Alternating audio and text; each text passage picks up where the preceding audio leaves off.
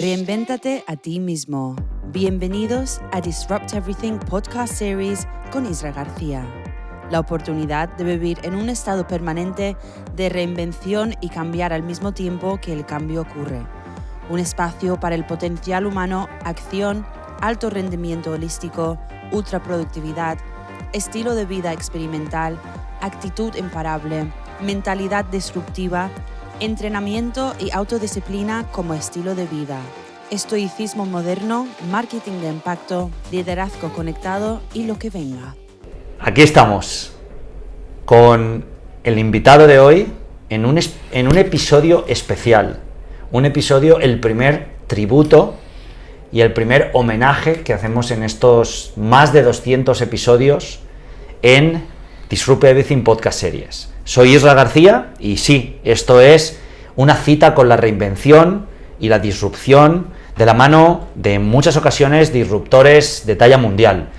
Este es un espacio diseñado para decodificar el potencial innato que hay en cada uno de nosotros. Un espacio para diseccionar a, como decía, disruptores mundiales y grandes sabios de este mundo que se abre ante nosotros a cada paso que damos. Hoy rendimos tributo a uno de los grandes maestros y sabios y, por supuesto, disruptores de nuestro país y de nuestros tiempos, que ya venía dando guerra y venía sacudiendo los cimientos del sistema, de la sociedad, mucho antes de que la palabra disrupción fuese acuñada y entrara en juego. Un auténtico alborotador y defensor de la verdadera libertad. Y políticamente incorrecto, que tampoco existía la palabra y él ya lo era, ¿no? Y voy a empezar, para que sepáis a quién me refiero, con una de sus citas, y decía así: no se dan cuenta de que el ser humano es innovador y de que si tú le quitas la iniciativa, le quitas la fuente de riqueza. A mi juicio, el factor que realmente define el valor no es nada sólido o tangible, ni mucho menos inmuebles. El valor es la capacidad que tiene un ser humano de hacer más barato algo que se hacía más caro. Eso es el valor. Y adivina quién es, de quién es esta cita. Antonio. De la piel para adentro mando yo, ahí ya lo sabrán, yo creo, ¿no? Esa es la más famosa, ¿no? Sí, ¿no? De la piel para adentro mando yo. Antonio Escotado, el gran maestro. Para ello hoy nos acompaña su hijo, Jorge Escotado. Muy buenas a todos, encantado de estar aquí contigo, Isra. Bienvenido al podcast, gracias por la oportunidad, por recibirnos, por ponerlo fácil y por ofrecernos esta idea de rendirle tributo a tu padre. Claro. Y de una forma u otra también conocerte a ti. No solo el hijo de Antonio Escotado, sino además el emprendedor, el periodista, el disruptor. Pues sí, gracias. Vamos a ver qué tal será. Vamos a ver, esa es una de mis frases favoritas. Antonio, hoy Jorge nos va a ayudar a diseccionar y a deconstruir a un ser humano único e impactante, como lo ha sido Antonio. Considero que para mí es un homo ludens, un niño sabio. Bienvenido, Jorge, y de nuevo muchas gracias por la oportunidad. Nada, pues aquí para lo que haga falta, y siempre que sea algo que contribuya a la difusión del pensamiento de mi padre, ahí me tendréis, porque ahora empieza una nueva etapa. Mi padre ha fallecido, pero desde luego su pensamiento no ha muerto. De hecho, digamos que acaba de comenzar, de alguna manera. Los grandes escritores, los grandes sabios, los grandes profesionales, que son muy buenos en una faceta de su vida, no lo pueden ser en otra. Y es lógico, ¿no? El ser humano está limitado. No puede ser el mejor escalador del mundo y luego ser el mejor cocinero del mundo, por ejemplo. Pues mi padre, pues en lo suyo, era un verdadero crack, por así decirlo. Pero ¿cuántos escritores hay que han muerto de hambre? ¿Cuántos compositores, ya sea de música, de letras, de esculturas, lo que quieras? El arte está muy reñido con la economía, generalmente. Entonces es muy importante quien hace la obra, pero también es muy importante quien la comercializa. De hecho, acuérdate que Nietzsche lo último que le dice a su hermana es destrúyelo todo. Y lo que le dice Kafka a su mejor amigo es lo mismo, destrúyelo todo. Menos mal que no le hicimos caso a estos sabios, porque si no, no sabríamos nada de ellos.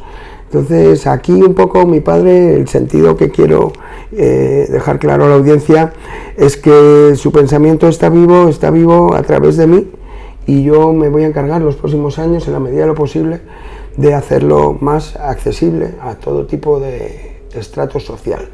¿Qué diría? Todavía no he empezado con la entrevista, pero ahora va la presentación, que creo que es merecida, pero ¿qué diría tu padre si te escuchara hablar así, con ese orgullo y esa honra de poder crear y expandir lo que él ha hecho? Lo está haciendo ahora mismo. Nos está escuchando. ¿Qué crees que te diría? Lo noto. Pues él me dijo tantas veces, tantas cosas que se están cumpliendo. Mira, cuando me dijo, cuando fallezca, hijo, me convertiré en ti y tú te convertirás en mí. Entonces le dije, tendré que inspirar tu último hálito, ese último estertor. Y me dijo, bueno, llámalo como quieras, hijo, pero sí, me gustaría que estuvieras conmigo. Y así fue, o sea, falleció y yo le había estado dando la mano todo el tiempo, yo y mi familia. Y al final, a las 7 de la mañana o a las 6 de la mañana, nos turnábamos mi hermano pequeño y yo. Y le pude poner unas canciones, las canciones de su vida, las más importantes, porque tocamos la guitarra en la familia, él nos transmitió esa afición, y le pude poner en el pecho con el móvil, en la UBI, súper bajito, claro, en el box para no despertar al otro enfermo, ¿no? Y le puse esas dos canciones, me bajé a fumar un cigarrito y ahí se fue. Y entonces, ¿qué hubiera pensado mi padre si mi padre diría, muy bien, hijo, ya? ¿Qué dos canciones pusiste? Contaba con ello. Pues sabía que me lo ibas a preguntar. Una la va a conocer toda la audiencia, porque la voy a subir en breve a sus canales, cantada por él y tocada por él. Mi padre tocaba muy bien y cantaba muy bien, con esa voz barítono fuerte que él tenía. Es You Can Go Your Own Way, que además la letra le va al pelo, que puedes ir por tu propio camino, de Fleetwood Mac. Luego ha sido versionada por Cranberries, por mucha gente. You Can Go Your Own Way. Y luego la primera que me puso él como una canción excepcional y que muy poca gente conoce, Jackson Browne, es un cantante norteamericano, todavía está vivo. La canción se llama These Days, estos días. Esas dos canciones le pude poner así en el pecho, aquí, mientras él estaba tumbado pero vivo, y bajé a fumar y ahí se fue. Yo creo que la acompañaron mientras en el tránsito. Sí. Aviso a todos los espectadores y oyentes que hoy me voy a extender a saco con la biografía y presentación del maestro, porque lo merece. Antonio Escotado es pensador, ensayista y profesor universitario español. Era. Sus obras, la mayoría centradas en el derecho, la filosofía y la sociología, han abordado una gran variedad de campos. Obtuvo notoriedad pública en sus investigaciones acerca de las drogas y son conocidas sus suposiciones antiprohibicionistas. El leitmotiv de su obra es una afirmación de la libertad como antídoto frente al miedo de las coacciones que empujan al ser humano hacia toda clase de servidumbre. Durante los años 60 se formó como jurista y filósofo en la corriente raciovitalista de Ortega y Gasset y de Zubiri, a través de los cuales accedió al conocimiento de Freud y sobre todo de Hegel, cuya filosofía de la religión analizó en la tesis doctoral La conciencia infeliz en 1972. La tenemos por aquí. La también. Voy a sacar ahora mismo, justo. Esto es catalogado como 30 años. Esta obra, junto con Realidad y Sustancia, ¿Qué está aquí? En 1985, esta que tenemos aquí, fue una incursión en el campo de la lógica y la metafísica pura. Ponen los cimientos de una sólida base filosófica en la que se asienta el resto de su producción intelectual. De Physis a Polis en 1975. Este no te lo puedo dar. Se remontó además a los pensadores presocráticos, mientras que a la vez jugaba un papel protagonista en el surgimiento de la isla de Ibiza como contracultura de la España de final del franquismo y el despertar democrático, al fundar la mítica discoteca Teatro de los Sueños. No, Taller del Olvido. Taller del Olvido, perdón, que luego fue Amnesia en 1976, de la que casualmente trabajé como responsable de redes sociales, director de redes sociales y finalmente director de marketing en los años 2011, 2012 y 2013. Y ahí conocí, a través de una entrevista, un reportaje que hicimos en la revista Amnesia Magazine, el trabajo de tu padre. Vale, y ahí te enteraste que era el fundador. Eso es.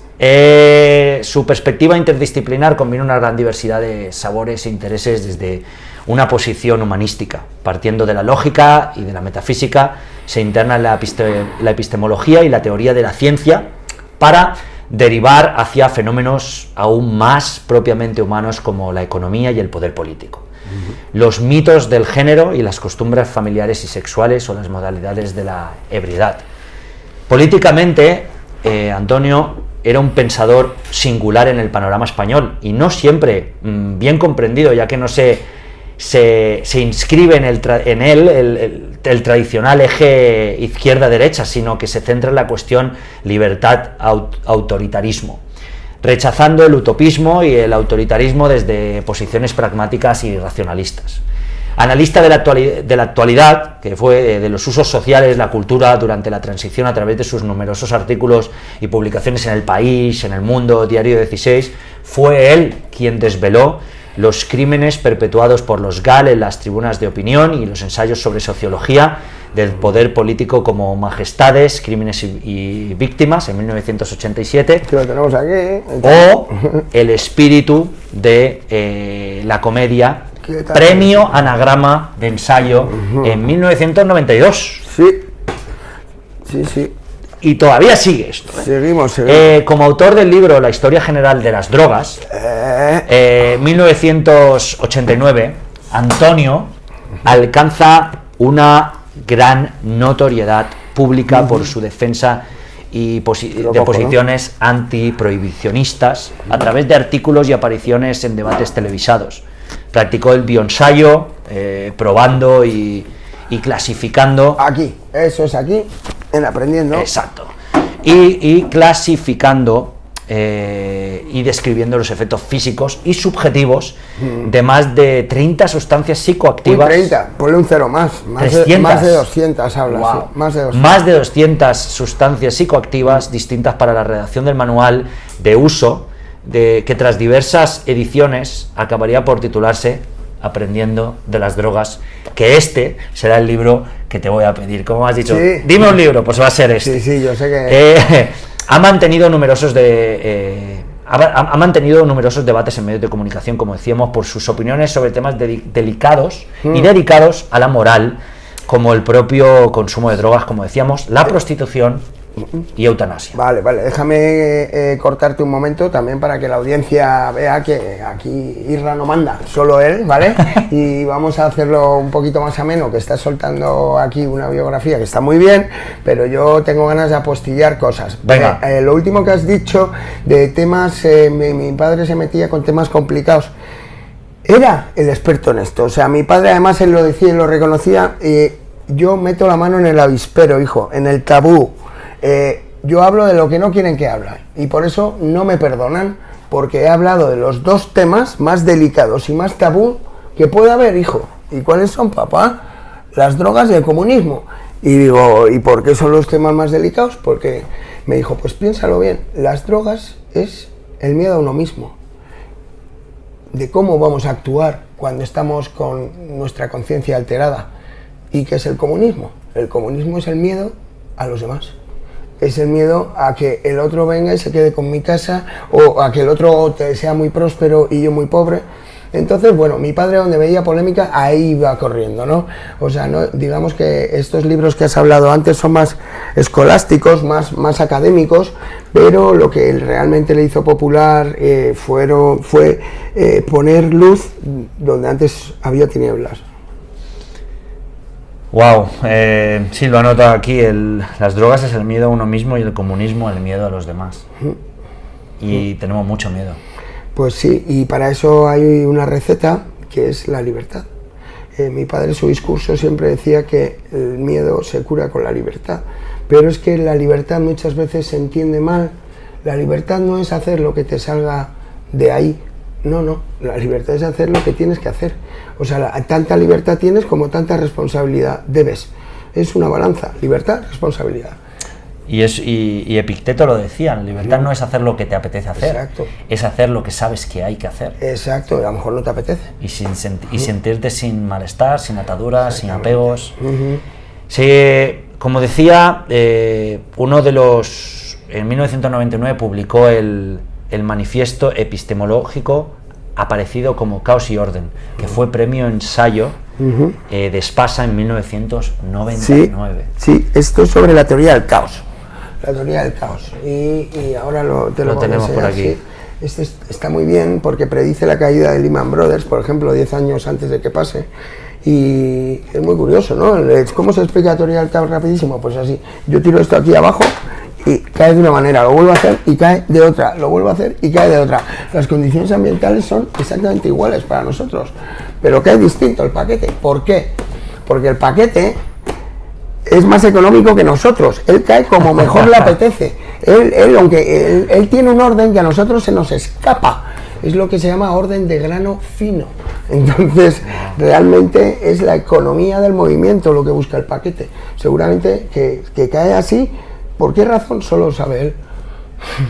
Como en el plano profesional, Antonio desarrolló una ingente tarea como traductor que abarca más de 40 títulos, entre otros obras de Newton, Hobbes, Jefferson y Bakunin. Ha divulgado especialmente la obra de Thomas Szasz y Ernst Junger. Bueno, en casa es Ernestito, Ernesto más bien, porque en La emboscadura ya sabes que es un homenaje a Ernst Junger. Su mejor libro para nosotros, para mí y mi padre, es La emboscadura.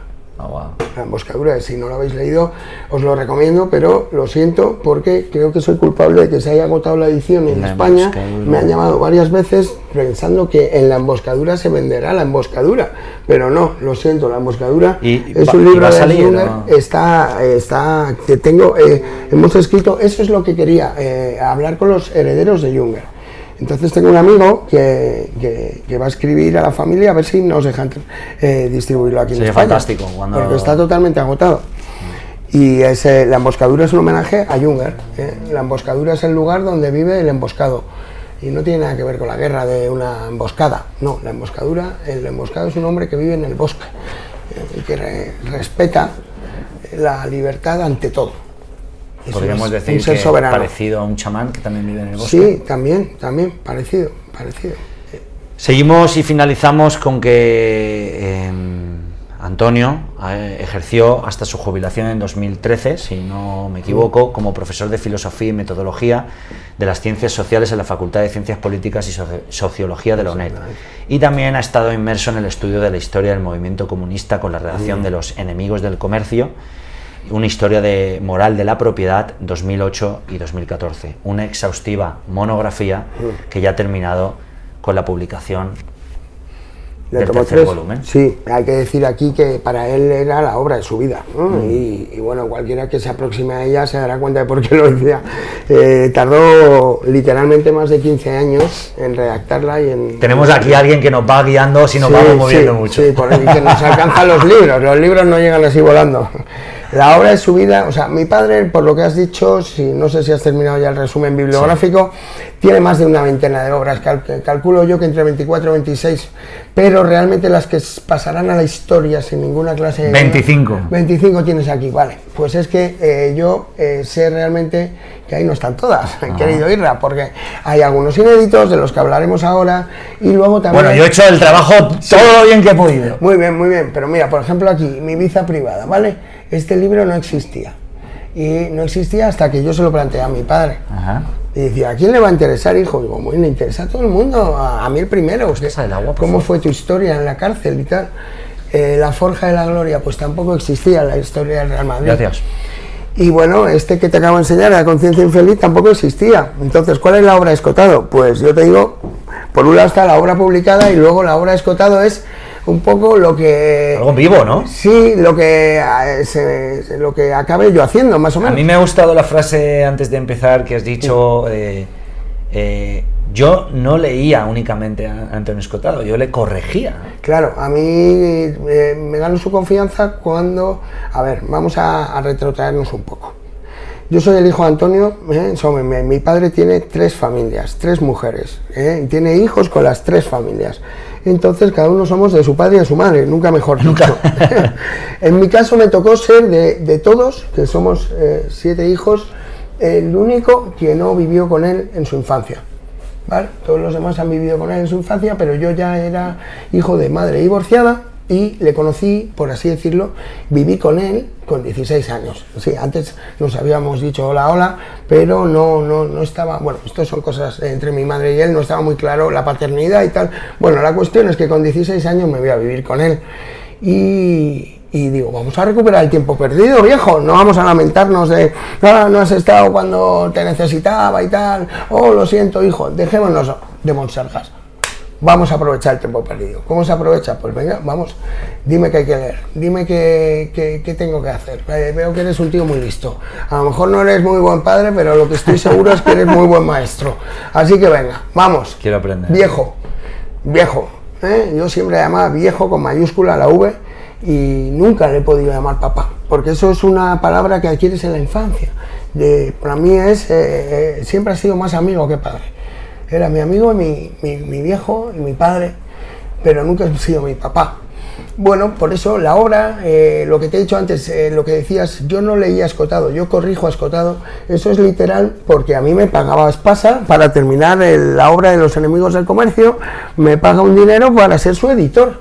¿Qué significa ser el editor de Antonio Escotado? No es solo el que publica el libro, que aquí sería Espasa, no, el editor es el que le dice, Antonio, esto no se entiende un carajo, Escota, Escota, ¿ves? Yo le voy a llamar siempre Escota porque es como me sale. Este párrafo podría ser mejor si tal, y hay que tenerlos bien puestos, no lo digo por mí, pero Escotado era difícil, aunque él se jactaba de cambiar de opinión, por supuesto que lo hacía, pero es muy difícil que reconozca un error suyo cuando no es un error. Yo lo que le hacía era sugerencias, no está mal el párrafo, viejo, pero puede ser mejor. Y entonces, bueno, yo me acuerdo, llegaba, blim plan, con los 7 capítulos que me había leído esa vez del tomo 3, hijo, ¿tienes alguna corrección? Y yo, sí, a ver, por curiosidad, ¿cuántas? Y digo, pues son 42 correcciones, en 7 capítulos, en 40 páginas. Me decía, sí, 42 correcciones, siéntate, por favor, que vamos a ver quién es más ignorante. Así con este tono, ¿no? Entonces yo abría mi libro, él abría el ordenador y empezábamos 1, 2, 3, 4, tal. Bueno, más o menos, Isra, de esas 42, me pasaba 15, ¿vale? 15 me pasaba. Coño, es un triunfo para siendo Antonio Escotado, ¿vale? Que reconozca 15 veces que la frase puede ser un poquito mejor. Qué bonito eso, tío. Y entonces, realmente mi padre, lo que se le puede acusar, si se le puede acusar de algo como escritor, es que era un poquito espeso, un poquito complicado de leer. Exige bastante voluntad por parte del lector. Así como hay libros que son sencillos de leer, los libros de mi padre muchas veces tienes que releerlos, si te has quedado en una página pues no te acuerdas de lo anterior. Bueno, pues nada, yo corregí a Escotado, y porque soy el único hijo que ha estudiado letras, no derecho, sino periodismo, porque también siento que la escritura corre por mis venas, y mi sueño íntimo en un futuro será ser escritor también, pero para eso, bueno, tiene que sucederse una serie de cosas antes, pero sí, yo creo que acabaremos viendo algún día un libro de Jorge Escotado. Sí. Y estaremos aquí también para retratarlo.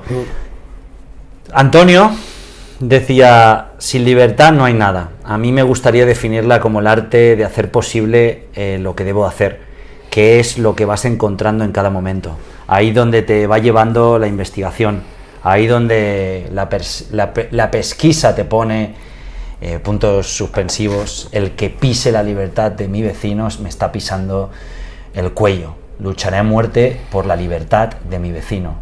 Eso es reconocer que el otro es por lo menos tanto como tú. Antonio, y me he dado cuenta de esto y me ha sorprendido mucho, posee posiblemente una de las páginas de Wikipedia más extensas, comprensivas y longevas que existen, o que al menos yo he podido observar en lo que llevo de vida. Y ha sido en el análisis y no paraba de bajar. Hay autores, filósofos que son 4 líneas, te explican su obra, dónde ha llegado, pero todas las obras de Antonio, increíble. Y este es Antonio Escotado, uno de los hombres más inteligentes de la Tierra, comunista, voluntario del Vietcong, en sus inicios, en su juventud, directivo del Instituto de Crédito Oficial, un pedazo de puesto, presidiario. Luego sí, pasó un año en la cárcel, pero por una tontería, sí. Cobaya de los psicoactivos, voluntaria, primer repudiado por ser políticamente incorrecto, escritor, filósofo, abogado, economista, astrofísico, traductor, incluso líder espiritual y como nota interesante, enemigo de Maradona. y del comercio, que eso no lo sabe nadie. Mi padre era un enemigo del comercio. Y este es su hijo, el periodista y emprendedor Jorge Escotado, quien dirige La Emboscadura, que es una empresa creada para la difusión global del pensamiento de Antonio Escotado. La misión, como escuché o leí en un escrito, es difundir el pensamiento del viejo todo lo posible, unidos por el espíritu común a todo el lector de Antonio Escotado, ese que defiende la libertad prosaica, que vive siempre un minuto más que sus enemigos, ese yo que es un nosotros, que diría Hegel. Veremos hasta dónde podemos dotar a los demás de esas herramientas que han ido forjando el estudio paciente. La emboscadura sirve a cada emboscado que contribuye a esta iniciativa con la responsabilidad de fomentar un pensamiento que repele concesiones, ese que funda a la persona singular soberana, y que de momento ofrecemos colocar el primer ladrillo, el que ya habéis visto, no uno, muchos ladrillos en esta forma de libros, en este lugar. Jorge también dirige Memoralia, un proyecto en el que también me gustaría profundizar en esta entrevista, donde cuentan las vidas de personas anónimas y las convierten en historias. Eso a la última fase. Sí, y Jorge también ha escrito, entre otros, para el diario El Mundo. Sí. Bueno, digamos que soy periodista y de los pocos de la carrera que ha trabajado de periodista, porque joder, qué difícil es, ¿no?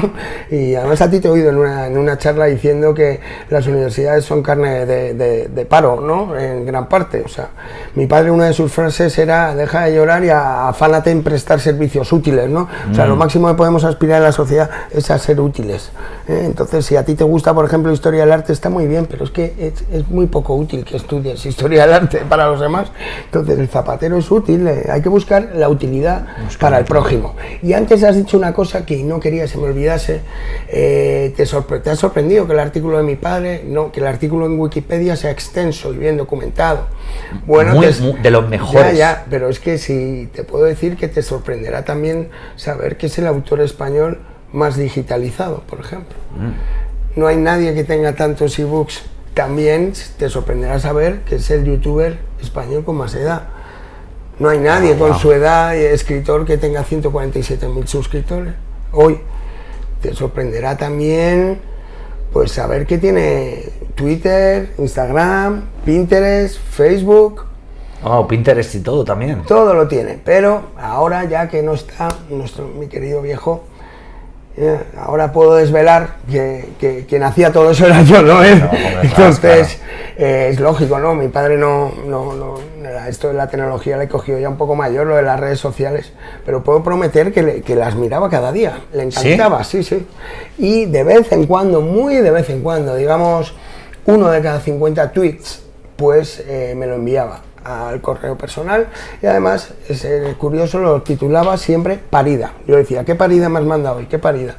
Y algunos no se los pasaba y practicaba, me decía: autocensura, hijo. Y yo: pues sí, autocensura, padre, porque esto de las redes sociales hay que tener cuidado con lo que dices. De verdad que si te pegas un traspiés se te pueden echar los haters encima de una manera brutal. Y bueno, él fue confiando en mí.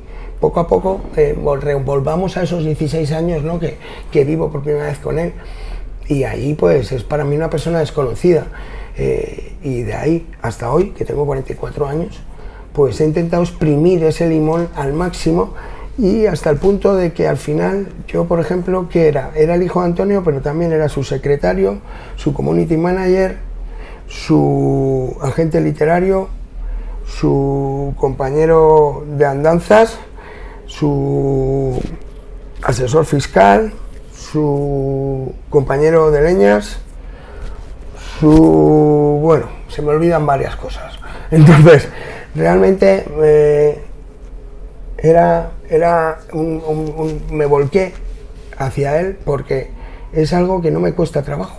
Es algo que sale de dentro. Y realmente, sí, mi hermano Alex, por ejemplo, que es ingeniero informático, él ha hecho muchas campañas de redes sociales para clientes, y sinceramente él me dice, es que lo tuyo, Jorge, yo nunca he visto algo así, porque es que es constante, o sea, yo puedo tener un día bueno o un mes bueno o varios meses, pero lo tuyo es que es constante, y es que no he visto nada así. Y le digo, Alex, no tiene mérito, porque es que sale de dentro. Y entonces, realmente, ¿tú crees que yo había pensado alguna vez que fuese a ser community manager y a recibir esa placa de YouTube que está ahí? Jamás. Jamás. Y al final he acabado siendo un experto en redes sociales. Esto es un poco lo que también dice el mensaje de mi padre, que estamos en constante movimiento, hay que cambiar de parecer y entonces adaptarse a la situación. Mi padre lo que necesitaba era un altavoz donde no pudieran tapar con sus sucias manos los poderes fácticos su mensaje, ¿no? Entonces las redes sociales supusieron para él una verdadera catapulta. Lo digo con conocimiento de causa, porque también estás sé... tú detrás de ellas. Sí, ¿no? Y sé los libros que se vendían antes de que empezáramos a colaborar, sí, y los que se vendían antes de que fuera a fallecer. Entonces ha sido una entente cordial, totalmente voluntaria entre él y yo, y en el que hemos ganado los dos, y en el que nunca nos exigimos nada a cambio el uno al otro, salvo la confianza. Y la confianza, era jodido, ¿no? La confianza literaria. En el sentido de que, claro, mi padre estaba a un nivel muy por encima de la gente, más o menos, ¿no? ¿Sabes a qué me refiero? Sí, no sé. Que pues en cualquier debate o en cualquier...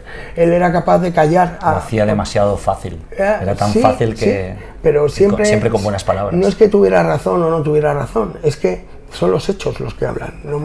Él ya al final intentó, en los últimos años de su vida, una proeza que solo se me ocurre que podía hacerla él, que es tratar de escribir sin adjetivos. Wow. Porque el adjetivo es el accidente del verbo, no tiene sentido por sí mismo. Feo no dice nada si no digo Irra es feo, ¿vale? Feo necesita de Irra, o guapo necesita de Jorge. vaya por la broma, ¿no? Pero los adjetivos y los adverbios no tienen la sustancia que tiene un verbo o un sustantivo. Entonces ahí es donde iba mi padre, y con el conocimiento que tenía, al final ya no es que tuviera una opinión, no, simplemente él decía los hechos. Constataba. Los hechos no son opinables, son o no son. Hechos. Punto. Y esto es lo más bonito, cuando ya para llevar la razón en una discusión, simplemente tienes que decir un hecho, no una opinión. Antes me daba miedo morirme. Cuanto más he ido aprendiendo a saber, menos miedo me da morirme. Luego hay que reconocer una parte de ternura, de adiós, de despedida, que siempre me ha inquietado. La verdad es que me gustaría morirme solo para evitarme ese trance. Como un perro. Eso que el perro de repente, de la noche a la mañana, está ahí enroscadito, donde siempre, pero un día ya no se mueve. Así tuve yo un hámster que un día dejó de moverse. Eso no está mal. Antonio, y esto es importante, murió de viejo en Ibiza, a sus 80 años, el pasado mes de noviembre. Y aquí, por eso hemos hecho esta biografía, y desde luego la más extensa, todavía no hemos empezado ni con las preguntas, pero realmente, si piensas que es demasiado larga, me da absolutamente igual. Porque esto lo juzgo y lo decido yo, y Jorge lo merece, porque has visto todo lo que hemos podido decir del maestro. Pero aquí vamos a rendirle ese tributo que ya estamos rindiéndolo en cuatro planos, el Antonio que conocemos, el Antonio padre, visto desde Jorge hijo, que a su misma vez ha sido influenciado por el personaje y por el propio Jorge, como hijo de Antonio y como ser humano y emprendedor.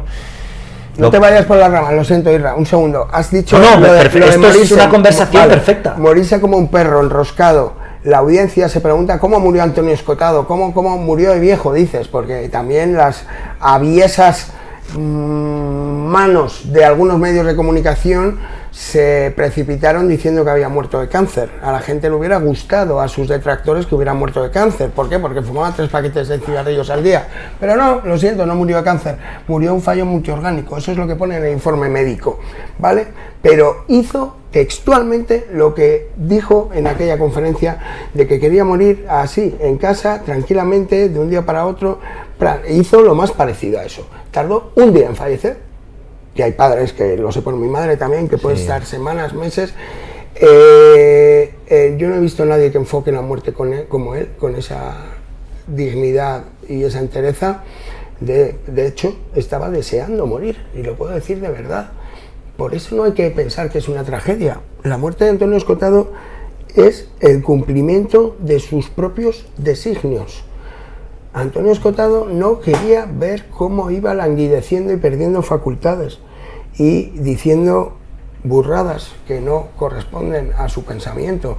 Una persona que es considerada de los más inteligentes, si no el más inteligente de los pensadores en habla hispana, hay que tener cuidado especial con esa cabeza. Esa cabeza ha conocido unas cumbres que todo lo que sube también puede bajar mucho. Entonces, no, estábamos preocupados un poco, él también, de cómo sería este trance de pasar a la otra vida o a la inmortalidad, o como lo quieras llamar, de qué pasaría. Y mira, te lo digo sinceramente, acrecienta su leyenda, porque no dio guerra, falleció de la manera más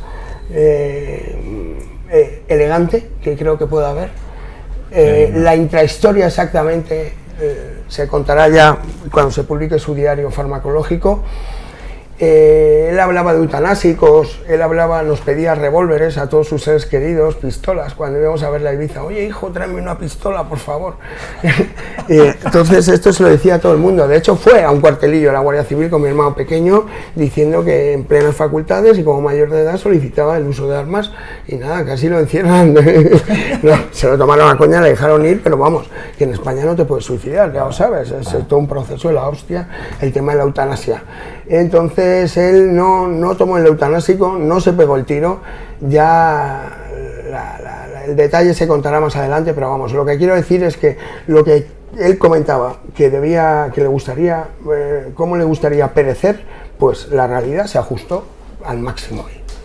Y creo que esta frase que dice, lo que me ha ayudado en esta vida a mantener la independencia es muchísimo amor y curiosidad intelectual. No admito estancamientos, porque a mí lo que me gusta es conocer, y eso nunca tiene fin. Incluso, aún no estando, sigue conociendo. Sí, estará estudiando allá donde esté.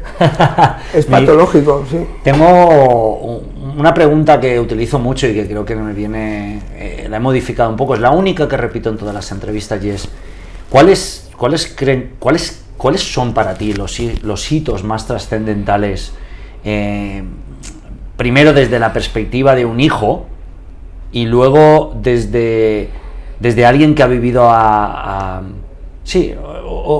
diría, primero, ¿cuáles son los hitos más trascendentales de Antonio Escotado y los más memorables que ha vivido con su hijo?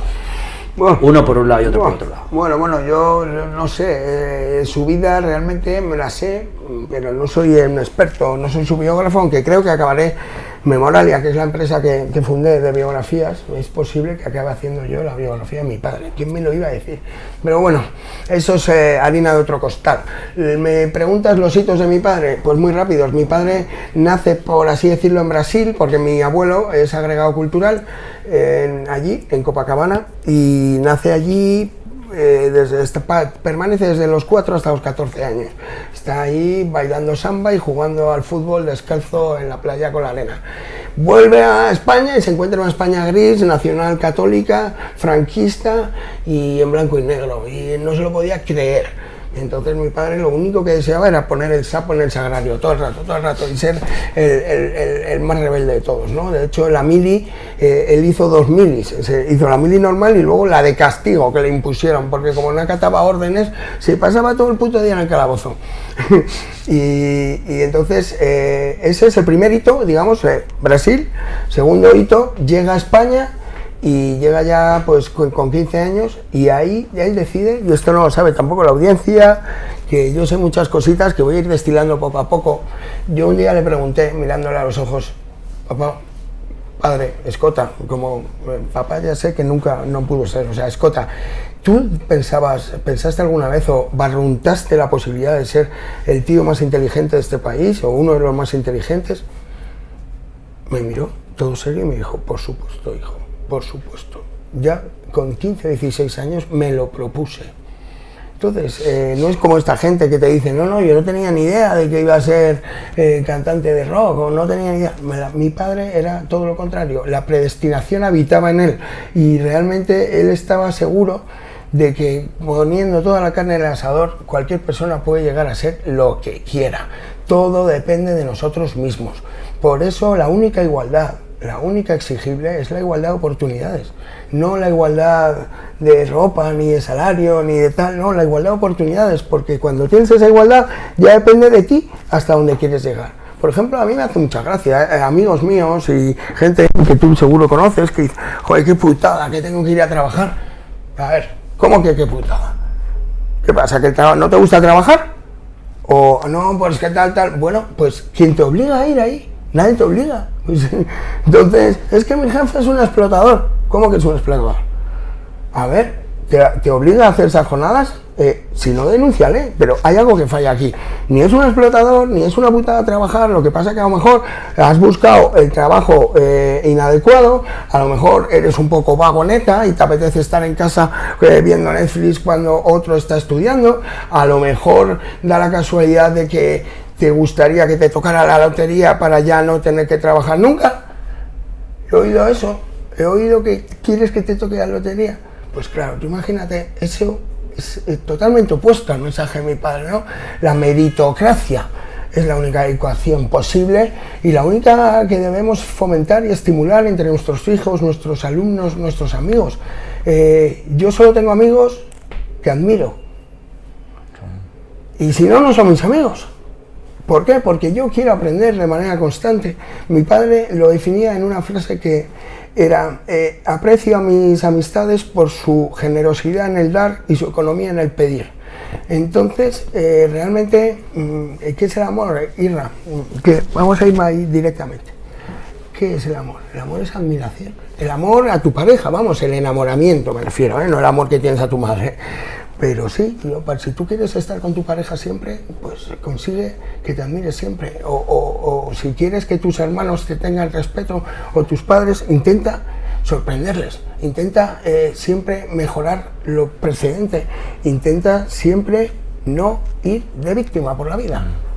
¿Vale? Mi padre tenía todas las papeletas para haberse descarriado. ¿Quién iba a decir que iba a salir del año del talego con la historia general de las drogas debajo del brazo? ¿Quién lo iba a decir? De hecho, el alcaide le dijo, es usted el caso de reinserción social más ¿El alcaide de Ibiza? Ostentoso que he visto. No, el alcaide de la cárcel. Alcaide de la cárcel. ¿Qué preso sale con 3 libros bajo el brazo en un añito, macho?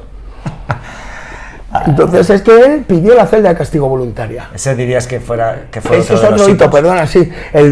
Primer hito, Brasil. Segundo hito, llega a España y digamos que hasta la época del ICO, ¿vale? Que se saca unas oposiciones, tiene un puestazo, pero a él no le gusta eso. Él ya, en el rollito del amor libre y tal, le tiraba. Y con mi madre se fue a Ibiza. Ahí empieza ya el tercer hito, que es la etapa ibicenca, que ahí está, creo que es desde el 72 hasta el 84 o así, 13 años, 11 años, y ahí acaba en el talego, un año, en Chirona, en la cárcel, y ahí el último hito sería desde que sale de la cárcel hasta hoy, que es el camino de la sabiduría, por así decirlo. ¿Y qué hitos destacas tú como memorables en su vida viéndolo de fuera? Estos 4 que te he dicho. Yo, esos son los hitos que he visto, vamos, no los he vivido, pero algunos, su infancia, ni su juventud, pero por lo que me han dicho, por lo que he visto, hay 4 etapas muy marcadas, que además serán las que utilicemos para la futura serie de Antonio Escotado, que antes o después se hará, entonces habrá que hacer unos capítulos, y ya le he dado una pensada, y he pensado eso, esas serían 4 partes, ¿no? ¿Cómo definirías a tu padre primero desde la perspectiva de un hijo y luego alguien que ha vivido a su lado separándonos del hijo? A ver, mi opinión es muy personal, como no puede ser de otra manera, pero tampoco creo que sea extendible al resto de mis hermanos, por ese caso que te he dicho de que yo no vivo con él hasta los 16 años. Sinceramente, como padre, no era el mejor padre. No era el padre que te llama por tu cumpleaños, no era el padre que se preocupa mucho por la educación de sus hijos. De hecho, una de sus frases míticas, que también le va a gustar a la audiencia, era: hijo, nunca olvides que tengo el deber de alimentarte, pero no de entretenerte.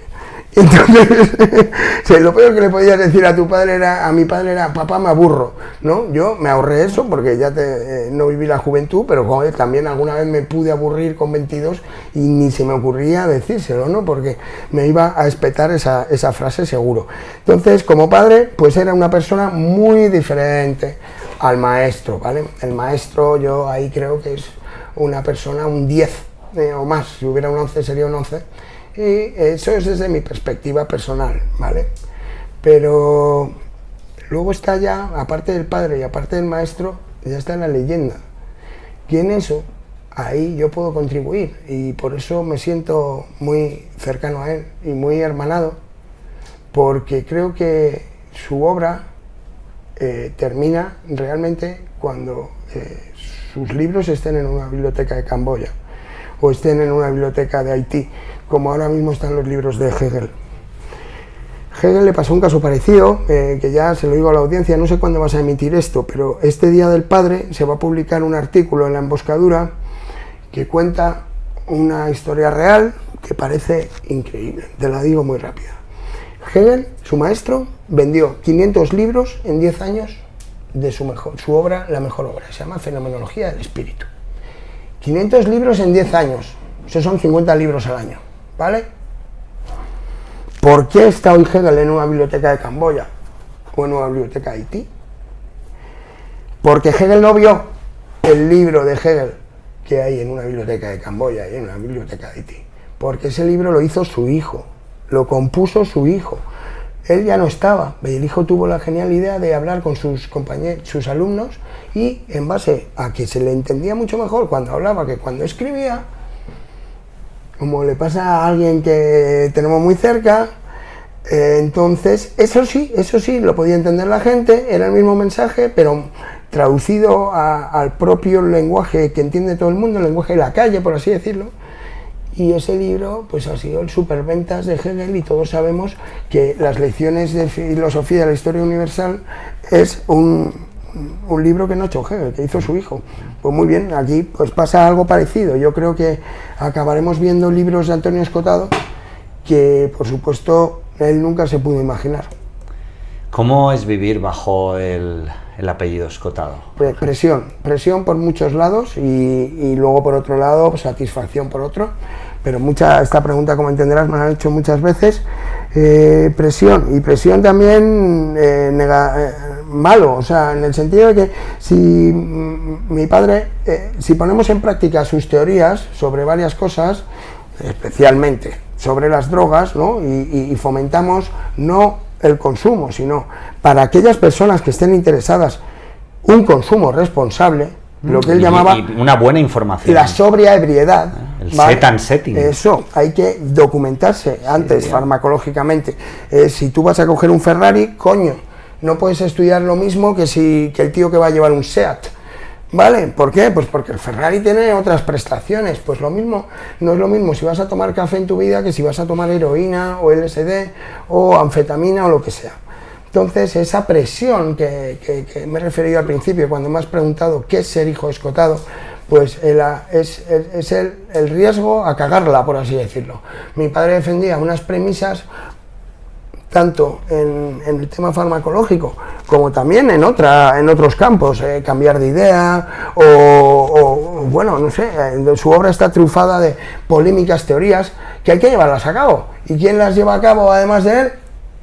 Cachán. Pues entonces, ¿era él un perno Ibris. verde? ¿Era él un perno verde? ¿O realmente sus teorías son extrapolables a toda la gente de la humanidad?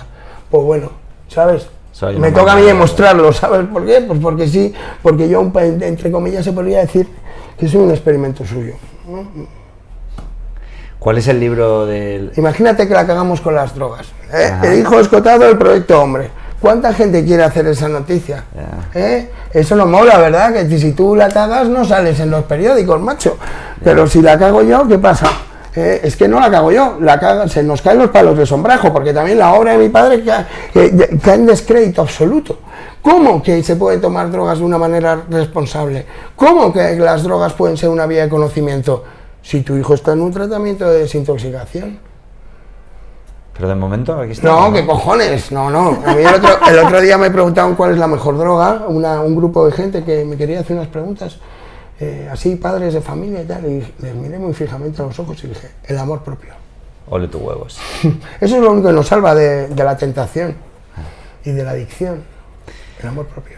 ¿Cuál es el libro, cuál crees que es el libro del que, o cuál es el libro del que más orgulloso se sentía tu padre y por qué? Bueno, aquí también sé cosas que nunca ha dicho él, pero él realmente el que más orgulloso se sentía, aunque nadie se lo cree, es de este. Pero este es un libro que yo lo he empezado 3 veces y lo he tenido que dejar, es el único que no he podido leer, te lo confieso, Irra, y es que es de metafísica, es para profesores de filosofía o algo así. Estaba muy orgulloso de él porque es un libro muy difícil y que solo podía hacer él o Gustavo Bueno, que es el único filósofo que también ha hecho incursiones en la metafísica contemporáneamente. Este es el libro que se sentía más orgulloso, pero el que era la obra de su vida era Los enemigos del comercio, sin duda, a la que más tiempo le ha dedicado. Los enemigos del comercio, pues él sentía, me acuerdo, frase textual, hijo, tengo la sensación de deber cumplido. Wow. ¿Y cuál es el libro del cual tú te sientes más orgulloso? ¿Cuál me ha influido más? Sí, ¿cuál me ha influido más? Bueno, aquí es un poco difícil. Porque sí, el que dices, hostia, me siento orgulloso de que mi padre haya escrito este libro. Es que eso yo no, si fuera su hijo no pensarías eso. Esa frase que te has hecho. O te haya influido entonces. Eso. Oye, estoy orgulloso de este libro de mi padre. No, macho. O sea, mi padre, ¿estás orgulloso de todo o no? O sea, no puedes decir estoy orgulloso de este o no del otro. Ser el hijo de Antonio Escotado es la rebomba, por un lado, porque, joder, qué guay, ¿no? Ser hijo de uno de los tíos más listos de este país, vale. Pero ser el hijo de Escotado luego significa que si no sabes una serie de cosas es que ni te dirige la palabra. O sea, el listón está muy alto y bueno, era muy exigente. Yo, ¿de qué libro me siento más orgulloso? Pues voy a contar una cosa también que le va a hacer gracia a la gente. ¿Puedes alcanzar Rameras, por favor? El rojo. Yo con 13 años, que todavía no había vivido con él, nunca, cometía faltas de ortografía y me acuerdo que me quedó la asignatura de lengua para el verano, con 8º de GB, tenía 13 años. Se lo conté a mi padre porque no vivía con él, pero ahí ya empecé a pasar algunos veranos con él. ¿Y sabéis cómo, con lo que hizo cuando le dije que había suspendido lengua? Pues me dijo, hijo, soy tu padre, no he tenido ocasión de educarte hasta ahora y ahora voy a hacer una cosa que creo que te va a venir bien y ante la cual no puedes nada más que acatarlo. Te vas a escribir Rameras y Esposas, este libro, te lo vas a escribir. Y yo, ¿pero qué dices, papá? Y dice, que sí, que te lo vas a escribir, mira, y coges así la página y así te lo vas copiando en este cuaderno. Yo, o sea, él te lo dio ¿me estás para diciendo escribirlo? esto? Sí, el libro ya estaba publicado, se llamaba Historias de Familia entonces, y me dio el libro y simplemente transcribiendo el libro, Irra, se me convirtió la letra de mierda que tenía en una letra que, bueno, no lo debo decir yo, pero la gente dice que es muy bonita y muy recta y jamás volví a tener una falta de ortografía. Jamás.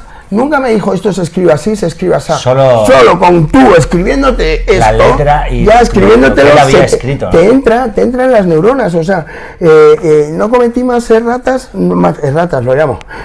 Esto es de formación profesional. No faltas de ortografía, y él me dijo, escríbete rameras esposas. En efecto, lo hice. Y así fue. ¿Y qué aprendiste al transcribir este libro? Ortografía.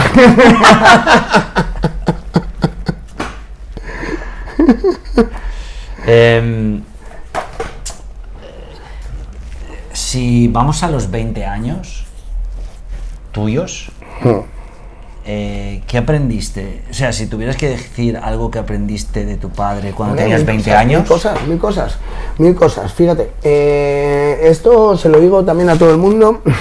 Mi padre un buen día entró en mi cuarto, varias enseñanzas, vamos, es difícil glosarlas ahora, pero puedo soltar 2 o 3 así de golpe, vale, que le puede gustar a la gente y a ti. La mayor enseñanza así que me acuerdo, gorda, con 16 fue el imperativo categórico. Todo el mundo flipa, ¿no? El imperativo categórico, ¿qué coño es el imperativo categórico? Pues muy mal por no saberlo. El imperativo categórico son las 4 líneas de Immanuel Kant que le cambian la vida a cualquiera. ¿Quién es Kant? Es un filósofo alemán, que hubo una polémica en el Parlamento y se echaban Pablo Iglesias y Albert Rivera los trastos unos a otros porque no sabían si era la crítica de la razón práctica o la crítica de la razón pura, su obra. Bueno, eso es su obra. Pero el imperativo categórico es una cosa solo. Y es, Kant se propuso definir en 1 o 2 frases el objetivo de todo ser humano en esta vida. Y es un imperativo, que significa algo que tienes que hacer, imperativo categórico, ¿vale? Pues válido y aplicable para todo ser humano. ¿Cuál es? Fíjate, esta enseñanza que me hizo mi padre con 16 años, ahora que tengo 44, te la voy a recitar. O sea, date cuenta hasta qué punto influyó, que nunca más se me olvidará. Y yo creo que ahora que te lo he oído yo, nunca más se te va a olvidar a ti. Y es posible que la transmitas también, y a quien se lo digas nunca se lo olvide. Vamos allá. Yo tenía una pequeña pizarra como esta que hay aquí, esta es más grande, pero una pequeñita en el cuarto, y me lo escribió a mano y puso, abre comillas, obra de tal forma que tus actos puedan ser elevados a norma de conducta universal. Punto y coma. Siempre y cuando utilices a la humanidad como un fin y nunca como un medio. Cierra comillas. Punto. Ahí está. Ahí está. Apáñate con eso. Ahí lo tienes. Ahí lo tienes. Cuidado con el micro. Obra de tal forma que tus actos puedan ser elevados a norma universal. Joder. ¿Qué quiere decir eso? Se entiende que tú tienes que ser un ejemplo para la humanidad. Tú tienes que ser un ejemplo. Decía Franklin que dar ejemplo no es una manera de influir en las personas, es la única. Es la única. Entonces, si tú quieres cambiar la mentalidad de alguien, demuéstraselo, no se lo digas, demuéstraselo. Mi padre, lo que le distinguía al resto de pensadores es que no era un pensador, de salón, no era un pensador de salón. Cuando hablaba de la libertad, la hablaba porque la había perdido. Cuando hablaba del sexo, lo hablaba porque lo había practicado. Cuando hablaba de las drogas, lo hablaba porque las habría probado, ¿no? Experimentador. ¿Cuánta gente pondera sobre esto y lo otro desde el salón de su casa, ¿no? Entonces, no, mi padre hacía lo que decía y decía lo que hacía. O sea, realmente no era un filósofo de palo, como hay muchos. ¿Y qué aprendí? ¿Algo que hayas aprendido en estos últimos 5 años?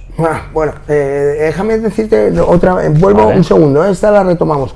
Después del imperativo categórico con 16 años que me escribió en la pizarrita del cuarto, otro día entró, y aquí va esto que voy a decir, tiene cierta polémica, entró con una caja grande de cartón y dije, ¿qué llevas ahí, viejo? Y me dijo, míralo tú mismo. Cogí descubrí la caja, y ¿qué había? Los restos de su cosecha de marihuana. Y había tallos, había hojitas, mini cogollos esparcidos al loro, 16 años, yo. Y me dijo, hijo, con esto te quiero decir que si algún día tienes que escoger entre tomar alcohol o tomar esto que te traigo, escojas esto. Y digo, ¿verdad, padre, me estás aconsejando fumar marihuana antes que tomar alcohol? Y me dijo, por supuesto, haz caso a tu padre y no a los mensajes de la agencia antidroga. Es muchísimo peor el alcohol que el cannabis, sobre todo a tu edad, porque es que te destroza, me dio tales argumentos que cambié mis hábitos. O sea, la verdad que mi padre era muy suyo y no te iba a dar de su cosecha nada más que lo que le sobrase, y lo que le sobraba eran las hojas, claro. O sea, era una marihuana ultra poco potente, ¿no? Súper floja. Te va a dar un cogollo mi padre, sí. Con la leña, bueno, no podías utilizar ciertos troncos, ¿sabes? Sí, ¿no? Pues con cogollos, imagínate. Entonces, esa lección me dio, con 16 años, me dijo, hijo, si puedes escoger, ahora que estás en crecimiento y formación, no deberías tomar ninguna, porque con 16 años no es una edad para tomar drogas, eso también me lo dijo, pero si lo vas a hacer, te recomiendo que mejor que tus amigos que están vomitando en la puerta del 7-Eleven de aquella época, tú te fumes un porro de estas hojitas de mi cosecha. Esa es la segunda lección, así, con 16, muy fuertes, imperativo categórico y cannabis. Y ahora volvemos, y me has dicho, ¿cuál es la lección que te ha influido más en estos últimos 5 años? No puedo enumerarlas, son muchísimas, pero fundamentalmente yo creo que a mí y a todo el mundo, su entereza para afrontar la muerte. Nunca he visto a alguien que hable con tanta frialdad del tema tabú por excelencia. O sea, realmente todo el mundo piensa que sí, que nos vamos a morir, pero nunca quieres realmente pensarlo de verdad, ¿no? De hecho, ¿tú qué piensas que hay después de la muerte, Isra? Ni zorra idea. Pues mi padre lo tenía muy seguro y yo creo que también. ¿Y es? Dormir sin soñar. Es decir, seguir el despertar, el vacío original. No. Sí, dormir sin soñar. ¿Qué es eso? Nada. Es el vacío original. El vacío, llámalo lo que sea, es un estado que no es. Estás dormido y además no sueñas. Eso es, que ni reencarnaciones, ni el cielo a la derecha, el infierno a la izquierda, por favor, si es que esto que siga en el siglo XXI es de risa. Es de risa de niño pequeño, de verdad. Hay gente que todavía cree que hay cielo e infierno. ¿De verdad? Con internet. Y creemos que hay cielo e infierno. Y no me lo puedo creer. ¿Tú crees que...? Yo es que mi madre era muy piadosa. Y de verdad, tío, que se creía algunas cosas como...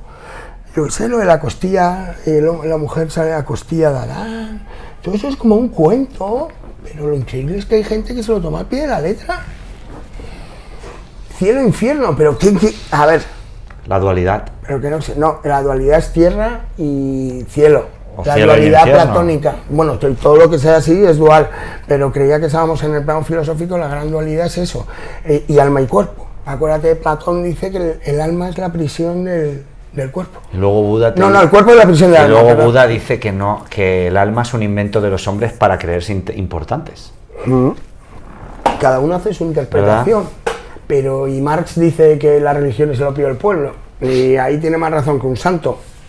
Pero bueno, allá cada uno con Así sus es. privadas melancolías. Así es. Con tal de que tú tengas claro que tu libertad acaba donde empieza la mía, con que tengas eso claro, ya no hay más normas. Esta es la única ley. ¿Y se confunde continuamente? Claro, no. Eso de dejar que el otro sea libre, como dice Escota, es una de las grandes asignaturas de la humanidad, ¿no? ¿Qué han supuesto para ti estos últimos años? Todo. Codo a codo con Escota. Todo. Ha supuesto todo. Ha supuesto para mí, pues, el cumplimiento de una fase que estaba escrita y que yo no me podía creer que fuera a ser así, pero ha sido así. Y ha sido una transmisión en parte de su conocimiento, salvando las distancias, por supuesto. Yo no soy un sabio ni un estudioso como él, ni muchísimo menos, pero sí que estos últimos 5 años estos 5 años a su lado, para mí, han supuesto una explicación de por qué estoy yo aquí. Porque creo que realmente cumple una misión, entre comillas, y salvando las distancias también. Mi nacimiento, que algún día se contará, también fue un nacimiento muy raro. Y bueno, yo de toda la vida me he preguntado, ¿qué hago aquí? ¿Qué hago aquí? ¿No? Un poco buscarse a sí mismo es lo que todo ser humano hace desde que nace. Bueno, pues es que yo ya me he encontrado, mira qué bien, mira qué guay. Ahora ya sé para qué he nacido, o al menos tengo esa sensación. Y es para hacerme moralia y para hacer la emboscadura. Para eso he nacido. Y cualquier otra cosa, pues será por añadidura o por serendipia. Entonces... ¿Hubo algún proyecto, obra o ensayo que le faltara al maestro por hacer antes de...? A ver, querido Irra, calculo que entre 5 y 10 libros faltan, ¿vale? No solo eso, no solo que falte uno o dos, no, faltan muchos.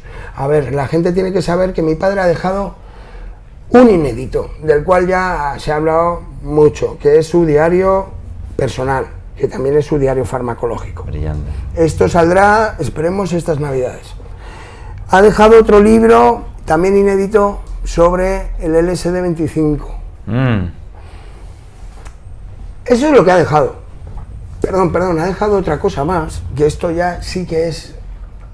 realmente a mí me afecta mucho, y realmente ahí empecé a notar la explicación, mi destino, todo lo que he dicho antes, cuando un buen día mi padre, con 25 años o 30 o así, que yo escribía mucho ahí en la época de la carrera, con 23, 24 años me presenté a varios concursos literarios, me gustaba la escritura, quería ser escritor, luego me di cuenta de que era lo más parecido a querer tocar la guitarra en el metro, ¿no? O sea, que es muy difícil ganarte la vida de escritor o de poeta, es muy jodido, y realmente dije, oye, no, Jorge, una cosa es lo que tú quieres y otra cosa es lo que debes. Entonces me busqué una carrera con más salidas, como podría ser periodismo, que tampoco es que sea una carrera con mucho futuro, pero sí que te abre muchas puertas. Entonces, cuando hice periodismo, o sea, perdona, se me ha ido el santo al cielo. No, hablábamos de que de faltaba los inéditos, un proyecto, y hay uno que me afecta a mí bastante. Me afecta personalmente, porque en esa época que yo escribía mucho y que hacía relatos y que me presenté a concursos y tal, ahí cogió a mi padre y me dijo, hijo, pues ¿sabes una cosa? Y digo, ¿qué cosa? Yo tengo una novela. Y digo, ¿qué me dices, padre? ¿Y cuándo la vas a publicar? Y me dice, espera, primero te cuento la historia de la novela. No la voy a desvelar, lo siento. ¿Cómo se hizo esa novela? ¿Por qué? Lo único que puedo decir es que después de contármelo todo, me dijo, y falta el último capítulo. Y dije, ¿pero por qué? ¿Por qué no terminas? Y dice, porque lo tienes que terminar tú. Me lo soltó con 25 ¿Cuando años. él se fuera o...? Sí, no lo sé. Esa novela nunca pensó en publicarla, nunca me estuvo detrás, Jorge, hacer el último capítulo. No. Vamos, que me dejó la cama hecha para ser poner escritor. La guinda. Exacto. Entonces, cuando yo realmente ya me vea con fuerzas y con seguridad y garantías, por ahí voy a empezar. Voy a terminar esa novela. Entonces ya he dicho que había 2 libros inéditos, ya hay un tercero con esta novela, ya son 3. Y ahora todos los que mi padre nunca se imaginó que fueran a ser libros, que son todos los que se me ocurre a mí hacer. ¿Podrías ahora decirnos alguno que...? Pues sí, por ejemplo, voy a hacer resúmenes de Los enemigos del comercio en 200 páginas. ¿Qué te parece? O una revista, el de las drogas, puedo hacer el diccionario de las drogas, de la A a la Z. O sea, son adaptaciones de su obra, son nuevos libros, pero todos parten de que son su obra. ¿Vale? O sea, yo nunca me voy a inventar algo y voy a poner Antonio Escotado encima. No, lo que sí que voy a hacer es este libro Antonio Escotado compilado por Jorge. Y entonces yo ahí intentaré que sea lo más legible posible. Tú no puedes llegar a Alemania, donde no conocen a Antonio Escotado, y pedir que te traduzcan 1800 páginas de golpe. Primero vamos poco a poco. También en esto influye que yo soy periodista y también puedo ayudar a la hora de que se hagan campañas de información, porque mi padre, cuando entre en un país o en otro, pues hay que informar a la gente y estar ahí. Y claro, vamos, yo lo que estoy pensando, que a lo mejor me equivoco, Irra, estoy pensando en que mi padre va a ser traducido a muchas lenguas, pero a lo mejor me equivoco. Pero es que yo creo, vamos, no conozco, y no es porque sea el hijo de Escota, sino que no conozco a un pensador más descollante, por así decirlo, en los últimos años. Buen adjetivo. En estos países, en nuestro país, ¿no? En la habla hispana. ¿Por qué si en España tiene 30 ediciones Historia General de las Drogas, no tiene ni una en inglés? Pues A, desidia de los editores. B, que mi padre no era un genio comercial, que lo hemos hablado muy al principio. Y C, que no tiene alguien de su confianza que hiciera ese trabajo. Y ahora aparezco yo. Ahora sí, ahora se puede hacer, pero claro, hay que dar la matraca, hay que ir, hay que luchar, hay que negociar, hay que informar, hay que verlo muchas todo, ganas ¿no? de... Hay mucho curro ahí. Hay mucha... Pero si Genel está en Camboya, perdona, no te preocupes. mi padre acabará traducido al Japón. Eso es... Si Dios quiere, ¿eh? Si pudiéramos preguntarle ahora mismo a Escota, a tu padre, al viejo, ¿cuál sería la mayor lección de su vida? ¿Qué crees que nos diría?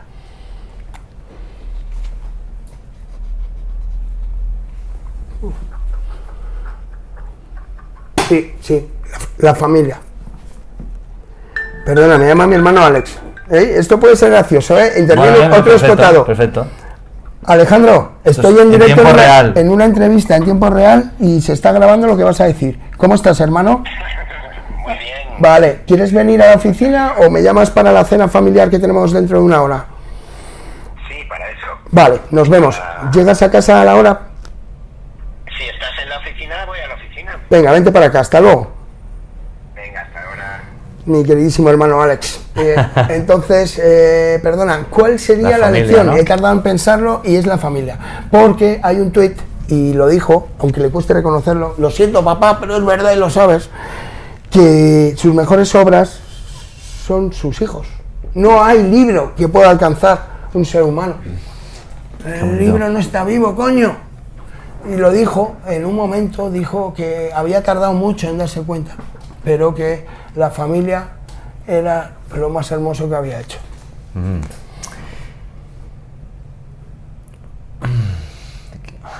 Te has quedado sin palabras. Sí. Ay. Bueno, como te decía antes, yo he experimentado con LSD, he experimentado con psilocibina. De hecho, hemos lanzado la primera plataforma de divulgación científica sobre la psilocibina en español, sin ánimo de lucro, únicamente para informar de la mega desinformación que hay, sobre todo en habla hispana. ¿Podrías contarnos tu primera experiencia psicodélica con tu padre? Bueno, Irra. Vas a la línea de flotación. Se pone interesante, ¿eh? Vale. Bueno, ya está interesante desde el primer minuto, o sea que... Lo voy a desvelar, ¿vale? Lo voy a desvelar. Con 16 años, mi padre tuvo problemas con Maradona y cuando fue a Argentina le pusieron una querella porque dijo en la televisión que a la edad de 16 o 18 años a todos sus hijos les había ofrecido la posibilidad de probar las drogas con él. Eso en España no es delito, pero en Argentina sí, es apología a las drogas. Un juez que puso una orden de... Busca y captura, es apología a las drogas. Bueno, él fue y le quitaron esta denuncia pues porque no tenía ni pie ni cabeza. Pero era verdad. A todos nos había dicho en algún momento, oye hijo, si quieres probar esto o lo otro, cuenta conmigo, que yo tengo conocimiento y además pues tengo la sustancia. En mi caso particular yo le dije, muchas gracias papá, pero si no te importa, me gustaría probarlas con mis amigos, que es más normal, ¿no? Si vas a probar el LSD, tómalo con tu amigo, mejor que con tu padre. Bueno, así lo veía yo. Realmente yo drogas con mi padre he tomado bastantes pocas, curioso, ¿no? Muy pocas, pero sí que hemos hablado de todas y me ha informado de todo. Me has preguntado en concreto sobre la psilocibina. Sí, o la LSD. sí. A ver, mi padre, puedo decir, y ahora se van a morir de envidia todos tus oyentes. ¿Y los tuyos cuando lo publiques? Puedo decir que yo he tenido la suerte de catar el ácido de Albert Hoffman directamente. Lisérgico. El mismo, el del maestro, ¿vale? Mi padre tenía muy buenas relaciones y gracias a eso había en casa un botecito con LSD, dietilamida del ácido lisérgico, enviado por Alberto Hoffman. Entonces... Hostia, puro Don Periñón, caviar, ¿verdad? No hay dinero del mundo para pagar eso, por supuesto que ya no existe. Hoffman se fue hace poco, vivió 103 años creo, ya le vale. Mala bestia. Albert Hoffman, el que llamaba a mi padre su hijo adoptivo. Se llevaban muy bien Albert y mi padre. Y por eso tenían esa correspondencia, y en la correspondencia a veces le incluía un poquito de LSD hecho por él, porque el LSD es la droga más fácil de transportar. Ya lo sabes, ¿no? Que eso actúa por millonésimas de gramo y y en un folio pues hay miles de dosis. Bueno, me has preguntado por el caso concreto de... Una primera experiencia que La primera experiencia, no, ¿cómo que me acuerdo? No me acuerdo. O sea, hay un antes y un después en mi vida, absolutamente. En mi caso concreto, hice una cosa que no se la recomiendo a nadie, a no ser que se sienta muy seguro de ello, que es probarlo solo. En mi caso, pues bueno, no sé por qué lo hice, pero lo probé solo. Me acuerdo de mi padre, se había ido a un concierto a Madrid de Joe Cocker y Waterboys. Me acuerdo perfectamente. La edad me la ahorro, ¿vale? Pero vamos, fue por ahí a los 17, 18. Pues me llama el otro hermano mayor. Oye, es que ya veis, esto es una demostración de que mi padre, cuando decía que lo que más le había costado era la familia, darse cuenta de lo importante, es por esto. Querido hermano, estoy en una entrevista en directo con el micrófono abierto, así que dímelo, rápido. Comemos, 9:30. Adiós, chao. Esto es una demostración de la efectividad también de la comunicación, ¿verdad? Bueno, pues ya estamos con toda la familia al final, no solo conmigo, ¿no? Y ahora viene un hermano este también. Es Daniel, el comandante, sí, y ahora viene el informático. Bueno, pues lo probé con 17 años, ¿vale? Se habían ido a un concierto de Joe Cocker y Waterboys. ¿Qué me pasó? Pues mira, fue el antes y el después, querido Isra. El antes y el después. Vi mi espíritu, sentí mi espíritu, no quiero parecer osado, pero la prueba del espejo, ¿tú has hecho la prueba del espejo? No. Con psilocibina. Sí, bueno, Amigo, vale, pues yo la hice también y fue la leche. Vamos, yo me vino de maravilla, aprendí muchísimo. 20% de batería nos queda. Vale, me di cuenta de que ahí había mucho que aprender, era una ventana hacia adentro, no una ventana hacia afuera. Esto era impresionante. A mí luego ya lo tomé más veces con mis amigos y luego ya pude ver esa capacidad que tiene para que te rías, que te duelan los abdominales de las risas que te echas. Pero tomarlo solo es muy interesante como vía de conocimiento. Y eso sí, si tienes miedos o si no tienes amor propio, ¡bumba! Ahí te sale. ¡Bumba! No te muestra nada que no haya dentro, ¿verdad? Exacto, ninguna droga vuelve loco a quien no lo sea previamente. En una entrevista a Denis McCann, que hice en el podcast, dijo: los psicodélicos no te dan lo que quieres, te dan lo que necesitas. Exacto, yo se lo recomendaría a todo el mundo que no tenga miedos y que no se mienta a sí mismo. Al menos una experiencia con LSD, vamos, es un rito de paso total. ¿Y qué es lo que tu padre te ha transmitido sobre el uso de los psicodélicos que puedas compartir con nosotros como enriquecimiento común? Pues a ver, eso lo digo para siempre y lo voy a decir muchísimo. Las drogas son una bella arte, el uso de las drogas. Hay que entender que el uso de drogas se puede hacer con elegancia, con respeto, con cuidado, con aprovechamiento. O se puede hacer sin respeto, sin cuidado, sin aprovechamiento. Entonces tenemos unos efectos diametralmente opuestos. Mi padre lo que me enseñó es que en el caso de que a alguien le interesen las drogas, se pueden tomar y no acabar tirado en una cuneta. Entonces, las drogas, lo que yo quiero compartir con la gente es que tengo un proyecto, ¿vale?, que también lo adelanto aquí, que es ese libro que tienes ahí, que se llama Aprendiendo de las drogas. Ese libro, donde debería haber salido, es de la primera School of Drugs que tengo en mente hacer, la primera escuela de drogas. Entonces, esto se basa en que la información suelen transmitirla los expertos en cada campo, ¿verdad? ¿Verdad? Que si tú vas a hacer un motor de un coche, quien te enseña cómo se hace ese motor es un experto en motores. Pues mira qué paradójico que con las drogas no. Quien te dice cómo son gente que no las conoce, gente que no las ha probado. Anda, es igual que si te diera clases de pintura a un ciego. O no sé, un tío que no sabe leer te diera clases de gramática.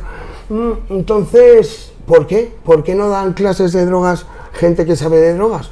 ¿Por qué no ponemos a expertos en cada campo a que sean los que resuelvan las dudas?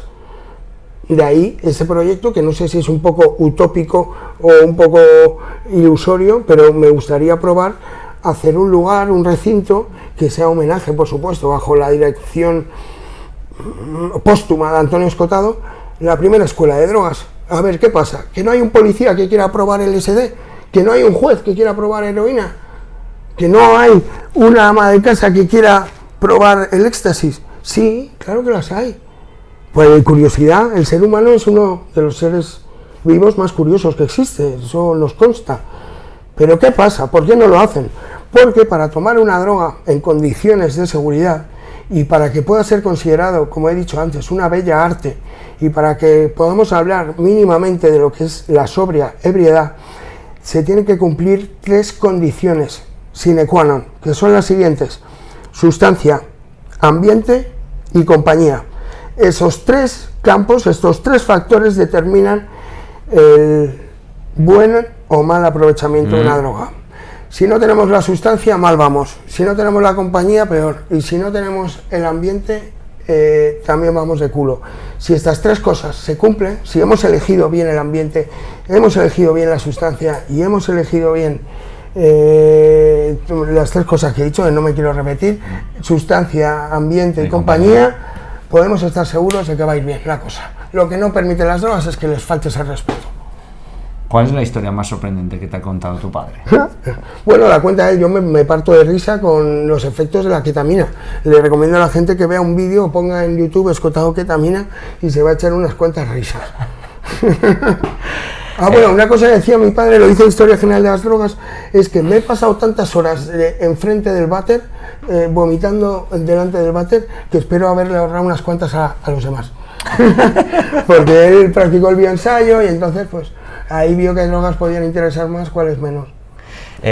¿Alguna aventura que hayas vivido con tu padre que recuerdes o te parezca memorable, digna de mencionar? Miles, pero sobre todo, pues últimamente, pues cuando estábamos de viaje, hacíamos el Escota Tour, lo llamaba yo, y nos íbamos de conferencias. Yo calculo que habremos dado 30 conferencias en 2 años, fácil. Entonces, claro, mi padre, como yo la acompañaba, pues se atrevía con las conferencias. Y me acuerdo, el pobrecito, mira, me lo llamo, el pobrecito, le daba apuro que yo siempre escuchara la misma conferencia. Entonces decía, joder, Jorge, es que yo las cambio solo por ti, para no darte la matraca. Qué bueno, tío, qué bueno. Claro, toda la gente no me ha oído la conferencia, pero tú sí. Entonces no había 2 iguales. Entonces, pues hay partes que me sé de memoria, pero vamos, que no tiene mérito, que es simplemente por transferencia, por estar cerca. Se me ha pegado mucho conocimiento suyo. ¿Cómo era una rutina en el día de Antonio Escotado? Se levanta en bien entrada la mañana, 1 de la tarde o 2, se hace un café bien fuerte, no fuma hasta que se hace el café. ¿Se levanta a 1 de la mañana o 2? 1 de la tarde. Ah, vale. De la tarde. Mi padre era nictálope. Okay. Él vivía, entonces se levanta a 1 o 2. Vivía por la noche. Okay. A la 1 o 2 se hace un gran café, se lo toma, se fuma el primer cigarrillo, luego va, como él decía, al trono, después ya empieza el estudio. Bueno, el estudio, ya vemos que se sienta en su despacho. Se lee el periódico con detenimiento, puede tardar media hora en leerse el periódico, y ya termina el periódico, enciende el PC y o bien lee su bandeja de entrada de Hotmail o se echa una partida de ajedrez. Después de esto ya son las 6 de la tarde, 7, y ya empieza la creación literaria. A las 7 de la tarde hasta las 7 de la mañana. A las 7 de la mañana se echa una partida de ajedrez y se toma una benzodiazepina, Orfidal o Noctamid, y se duerme, y al día siguiente vuelve a pasar exactamente lo mismo. Se levanta a las 12 o a la 1, se hace un gran café, tal, Pascual. Todos los días estudiaba una media de 10 horas, 12 horas. Pero yo ya le dije, entre medio en broma, medio en serio, oye papá, pero si es que no sabes hacer otra cosa. O sea, que es que realmente, si te costase esfuerzo, vale, te aplaudiría. Pero es que no sabes hacer otra cosa. Se lo decía medio en broma, medio en serio, ¿no? ¿Y qué te decías? Nos partíamos de risa, tanto él como yo. Porque nos tenías que ver discutir, éramos muy cachondos. Nos tirábamos los trastos a la cabeza todo el rato. Era una relación muy de amigos, más que de padre e hijo. Sí. ¿Qué hábitos o comportamiento, qué hábitos o costumbres, mejor dicho, identificaste en él que te llamaran la atención? Todas, prácticamente yo creo que es el antipadre, por así decirlo, que mira, fue un día a recoger a mi hermana pequeña del colegio y le dijeron, ha venido tu abuelo a recogerte. Y es que, porque como no había ido nunca, o sea, que él no hacía las cosas que hacía el típico padre, no te llevaba a Portaventura, no te llamaba por tu cumple, no tal, o sea, ¿qué cosas? Eso te sorprende. Lo primero que te sorprende es que tu padre sea tan diferente. Pero luego, la frase que decíamos los hijos, y muchas veces, y lo entenderás, papá, yo quiero ser normal, quiero ser normal. ¿Qué es ser normal? Hijo, cuando seas mayor entenderás la burrada que acabas de decir. O sea, lo que no queremos es ser normales. El normal es que todos iguales. Entonces, también otra cosa que te sorprende es ver que se están fumando canutos tranquilamente. Y yo me acuerdo que cuando venían mis amigos yo decía, por favor, vaciar todos los ceniceros. O sea, yo me sentía mal porque, joder, en esta casa se tomaban drogas. Y yo con 17 años pues, me sorprendía mucho. Pues eso, sus hábitos, su manera de educar. Por ejemplo, él era muy exigente en cuanto a la literatura se refiere. Y luego también era exigente dependiendo de con cada quien, ¿vale? Pues a unos les exigía una cosa y a otros otras, ¿vale? Y entonces, pues bueno, yo creo que conmigo era especialmente severo, pero también era porque yo me lo buscaba y también porque yo se lo pedía. Entonces a mí me aplicaba una serie de correctivos. ¿Qué correctivos recuerdas? Pues bueno, te puedo prometer que una vez me dejó sin comer por no haberme leído la vida de Tiberio Cayo Graco, de Plutarco en español antiguo, te lo prometo. Teníamos una nevera que tenía una llave, en las casas era alquilada, pero esta nevera estaba en la casa y tenía llave la nevera. Pues muy bien, se cogió la llave y me dijo, no comerás hasta que leas la vida de Tiberio Cayo Graco. Y yo dije, pero esto es una broma, ¿verdad, papá? ¿Cuántos años tenías? 16. Me fui corriendo a Madrid, a casa de mi madre. Mamá, mira lo que me ha dicho papá. Me miró fijamente y me dijo, cena y vuelve a leer. Y es lo que hice. Me tuve que cenar y leerlo, tío. Me acuerdo que se me caían las lágrimas en el libro. Y al final me lo leí, Las vidas paralelas de Tiberio Cayo Graco. Y no, las vidas paralelas cuentan la vida paralela de mucha gente, ¿no? Pues, de los Césares y tal. Plutarco es súper importante y Tiberio Cayo Graco es una de las vidas que aparecen ahí. Después cree que ahora le doy las gracias. Pues claro que le doy las gracias. Eso sorprende, ¿verdad? ¿Qué padre deja a su hijo sin comer porque no lee? Pues no sé. ¿Alguien que cree en su hijo? No lo sé, puede ser. Son métodos un poco rudimentarios, ¿no? ¿Qué sientes que has heredado de tu padre? Como lo más prominente. Me gustaría haber heredado de él, ¿vale? No lo sé. A ver, si es verdad el adagio, las virtudes propias deben ser pronunciadas por labios ajenos. Entonces yo no puedo decir ahora lo bueno que heredar. Eso, lo que me gustaría heredar de él es su capacidad de estudio y su manejo de las sustancias sagradas o divinas. Enteógenos. Sí, nunca dejarte llevar por el egoísmo o la ansiedad o la pereza o la gula. Mi padre había una serie de pecados capitales que no consentía. Y pues esto, la pereza, la gula, la avidez, eso para él era especialmente prohibido estaba. ¿Qué habilidad destacarías en tu padre por encima del resto? La memoria. El ejercicio de la memoria. Tiene una memoria prodigiosa, totalmente. Y luego la constancia, ¿no? De practicarlo a diario. Sí, y también cortaba muy bien leña, que es algo que me ha transmitido a mí. Somos todos emboscados leñadores y calentamos nuestra casa con el sudor de nuestras manos.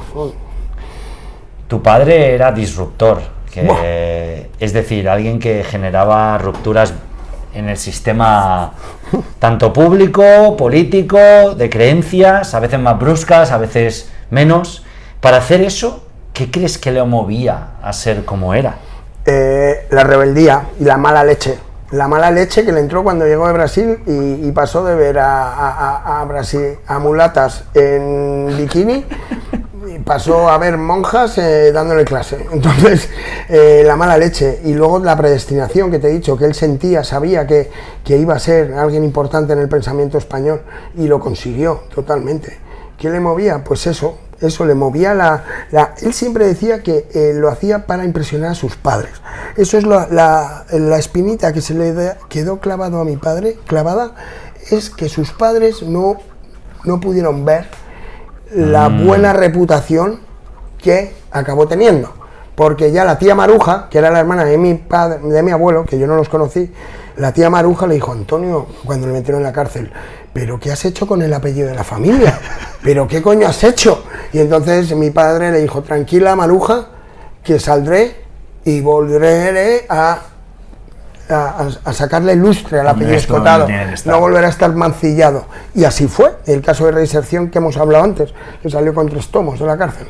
¿Seguía tu padre algún proceso para reinventarse? Porque sin duda alguna era alguien que estaba en constante reinvención. Lo único que hacía era mirar a las cosas sin apasionamiento. Entonces, cuando tú miras las cosas desapasionadamente, exacto, sí, donde está el prejuicio, poner el juicio. Mi padre lo que conseguía realmente era ser original. O sea, sus pensamientos están al alcance de muy pocos. ¿Por qué eso? Porque él tenía una capacidad, siempre, habiéndolo estudiado todo, de abstraer algún giro epistemológico absolutamente genial y original. Abstraerse de lo que sabes, ¿no? De lo que... Primero lo tienes que saber, y después de que lo sabes ya, dejar que la cosa se manifieste sola. Él siempre hablaba de los premios no buscados. Los premios no buscados. Eso es la serendipia. Acuérdate que es cuando estás buscando algo, no encuentras ese algo sino otra cosa. Pero esa otra cosa solo la podías encontrar si estabas buscando la otra. Cuando tiendes a un camino, te encuentras... Sí, pero si no estás en el camino no te lo vas a encontrar. Así es. Por eso, entonces... ¿Cuál es el mejor consejo que has recibido de tu padre? Va a empezar a salir humo de la cabeza. Hostia, bueno, es que son tantos, pero vamos. Voy a decir una frase que me marcó mucho y la tengo bastante reciente. Hace 2 años le dije: oye padre, ¿es la fuerza de voluntad lo único que puede evitar que caigamos en nuestros vicios, que podamos ser presa de nuestras pasiones? ¿Es la fuerza de voluntad lo único que puede mantenernos a salvo de esto? Y me dijo: hijo, estás absolutamente confundido. La fuerza de voluntad es esclava del deseo, hijo. La fuerza de voluntad te va a llevar donde no quieres. Lo único que puede hacer que no hagas lo que te apetece, sino lo que tienes que hacer y lo que debes hacer, es la inteligencia. Refiriéndonos a la inteligencia innata. ¿Qué? No, la inteligencia innata no. La inteligencia innata, digamos que es un talento por el que no has trabajado, no has luchado, adquirido, no, es un gifted man, como un tío muy guapo, un tío con mucha memoria. Sí, mi padre tenía algo de innato, por supuesto, y Rafa Nadal también jugaba bien al tenis, sí, pero lo que ha sido luego Rafa Nadal obviamente no es por sus condiciones innatas, se le ve en la cara las horas que le ha echado, y a mi padre también, ¿no? O sea que puedes tener talento, pero ya llegar a donde han llegado esta gente es talento más trabajo constante diariamente, de trabajo brutal. ¿Cuál dirías que ha sido el mayor éxito de tu padre? Haberme tenido a mí. Es broma. No sé, el mayor éxito pues ser inmortal. ¿Y el mayor fracaso? No haber tenido hermanos. No dependía de él, pero le hubiera gustado seguro, porque era hijo único y tenía cosas de hijo único y no estaba muy acostumbrado a compartir. Y bueno, también yo sé que le hubiera gustado mucho tener hermanos. Parece mentira, hijo único, 7 hijos. ¿Qué nos contarías de tu padre, Antonio Escotado, que pocos o nadie saben? Pues que yo tampoco lo sabía, pero que él hizo amnesia y yo he hecho memoralia. Entonces, cosas que nadie sabe, pues que yo soy el hijo que menos tiempo ha vivido con él y casualmente el que más se parece a él. Cosas que nadie sabe y que yo sé, pues que, por ejemplo, él se sentía orgulloso de la época en que había sido traficante de drogas, porque pensaba que siempre tiene que haber alguien valiente que desafíe las leyes injustas, porque obedecer una ley injusta es hacerte cómplice de ella, decía él. Entonces a los traficantes los veía como héroes. Luego también cosas que no sepa. Qué diosarro, tío. Nosotros tenemos muy una bestia. palabra, Sí, diosarro, diosarro. De hecho hay un grupo como Estos de Cabronazi, hay una página en Instagram que hablamos o sea, gente que hace cosas, ¿no? Y tenemos un término que es diosarro y tu padre es un diosarro. Era el puto amo, sí, puto amo. Hay muchas cosas, pero ya esto pertenece a la esfera íntima. Ya se irá destilando poco a poco, las cosas. Cuéntanos, ahora que has mencionado Memoralia. Bueno, Memoralia daría para otra entrevista entera, ¿vale? Que nos queda un 10% y llegamos, 10%, tío. vale. Ahora vamos a hablar de Memoralia. Hacemos un shutdown, olvidamos antes. Todavía queda cerrar la entrevista, vale, pero quiero parar aquí para Memoralia. Sí, Memoralia necesita un momento de atención incompartida. A ver, he contado antes que estudié periodismo. He contado después que mi sueño en la vida era ser escritor. He contado después que he trabajado de periodista durante unos años y luego me hice emprendedor. Vale, pues ¿cómo me hice emprendedor? Pues fue porque tuve una idea y ahora voy a explicar las razones de esa idea y por qué se produjo en mí. Porque esta idea que yo tuve la ha tenido más gente, me consta, pero el único que la ha llevado a la práctica he sido yo. En aquel momento, ahora hay más gente que me copia y orgulloso estoy. Pero lo voy a explicar. A ver, yo era obituarista. La gente dice, ¿obituarista? ¿Qué coño es eso? Pues el que hace obituarios. ¿Qué es un obituario? ¿Necrológica te suena más? Vale, pues sí, es eso. El artículo que se escribe cuando ha fallecido alguien importante. No confundir con la esquela, por favor. La esquela es lo del Santos Sacramentos con la cruz. El obituario es el artículo que hay arriba, que es un homenaje, rinde homenaje a esa persona que ha fallecido. Vale, pues yo hice un obituario, hice dos, en El Mundo, el diario El Mundo. No voy a contar que antes estuve en Diario 16, que pasé por la sección de salud y luego acabé en Opinión, que ya lo he contado. Hice obituarios, pumba, hasta que me hice 63 obituarios. En el 63 obituario dije, ¿pero por qué cojones solo aparecen premios Nobel aquí? ¿Pero qué pasa? ¿Que la vida de mi vecino no es más importante? ¿Y qué pasa? ¿Que solo es exclusivo para famosos? ¿Esto de que te recuerden después de muerto? Y entonces empecé a ver con cada vez más claridad que había que abrir el cuello de la botella y que no solo la vida de los premios Nobel merecía ser contada, sino que, como reza la tarjeta de la empresa que está aquí, ¿qué pone debajo de Memoralia, Irra? Memoralia, porque toda vida merece ser contada. Hasta la tuya, y la mía también, y la de tu abuelo, y la de mis tías segunda. Toda vida merece ser contada porque tiene algo que la hace absolutamente singular. Yo entrevisté a mis abuelos antes de morir en el podcast. Y realmente esa información es valiosa.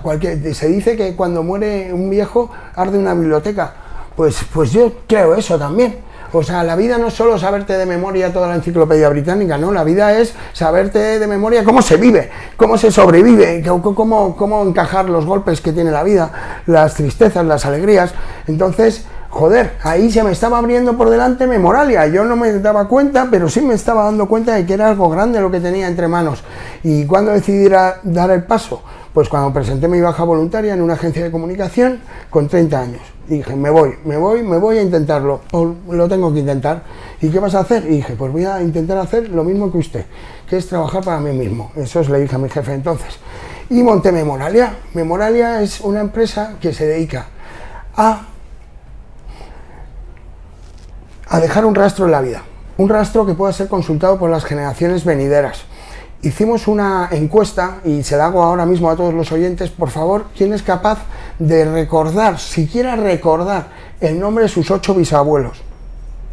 Nada, vale, sabréis 1, 2, 3 como mucho. Vale, y de tus 4 abuelos, bueno, ahí ya casi la mayoría, todos no sabemos nuestros 4 abuelos, ¿vale? ¿Y de tus padres? Sí, también, eso te lo sabes. Pero es que tus bisabuelos estaban vivos hace 75 años.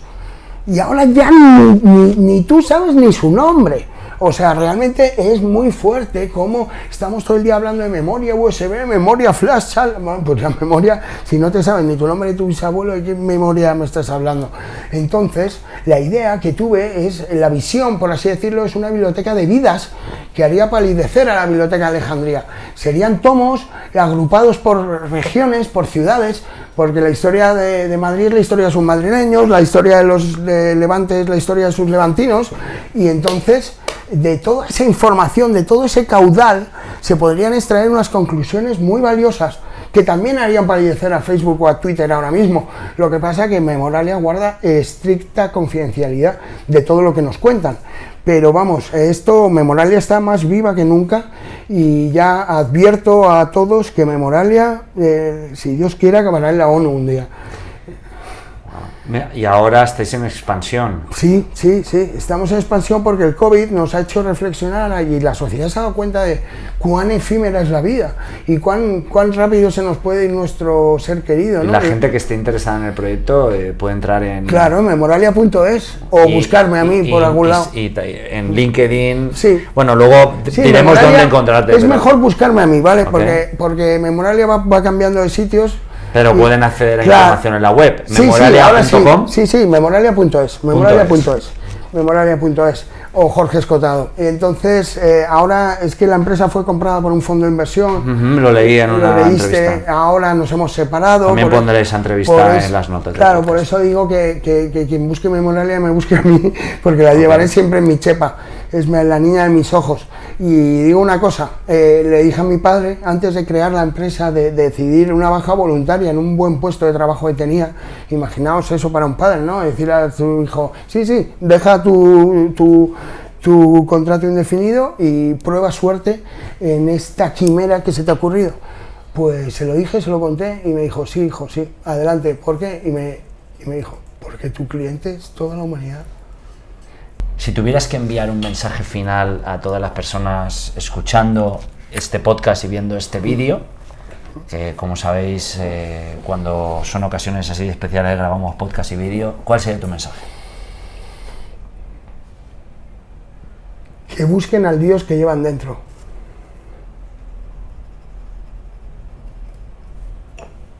Nada más, todos somos divinos. ¿Algo más que desees añadir o que no hayamos o que hayamos dejado para ponerle la guinda final a tan memorable y necesaria existencia? Que me ayuden, que entre todos consigamos que Escotado sea reconocido como merece. Y bueno, parece que ya está sucediendo, pero que sepa todo el mundo que yo estoy aquí dispuesto a darlo todo, porque su mensaje se capilarice en la sociedad y llegue a todos los rincones del orbe, pero yo solo no puedo. Así que, queridos emboscados, espero que esta entrevista sirva para que salgáis de vuestras emboscaduras particulares y nos embosquemos todos juntos bajo la techumbre del pensamiento de Antonio Escotado. ¿Dónde podemos encontrar más sobre Antonio Escotado, por un lado? Laemboscadura.com, y luego, pues ya lo digo, que mi nombre es Jorge Escotado, siempre se verá dónde está el pensamiento de mi padre, porque en teoría he asumido que voy a continuar el legado, pues haciendo obras de los inéditos, haciendo nuevas ediciones que sean más manejables, traduciéndolo a otros idiomas, web, YouTube, redes sociales. Bueno, Twitter. De las redes sociales no hemos hablado, sí, pero eso ha sido un fenómeno. Mi padre tiene ahora mismo 1 millón de visitas. Añadiremos los links a todas las... Claro. Añadiremos los links a todas las webs. A los perfiles. ¿Y dónde te pueden encontrar a ti como Jorge? A mí en LinkedIn, por ejemplo, o en internet. Yo en todo lo tengo abierto siempre. Pone Jorge Escotado por todos lados. Así, mira. Sí. Aquí lo puedo leer.